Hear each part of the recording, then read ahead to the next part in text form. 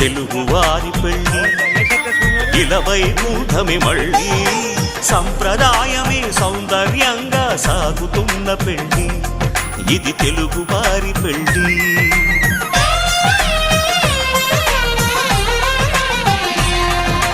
తెలుగువారి పెళ్ళి ఇలవైకుంఠమే మళ్ళీ సంప్రదాయమే సౌందర్యంగా సాగుతున్న పెళ్ళి ఇది తెలుగువారి పెళ్ళి ఒకరికి ఒకరని అనుకుంటే అదే నిశ్చితార్థం ఆ నిర్ణయానికి తలవంచడమే పెళ్ళి అంతరార్థం శతమానం భవతి అంటుంది శ్రావణమాసం శ్రావణమాసం శ్రావణమాసం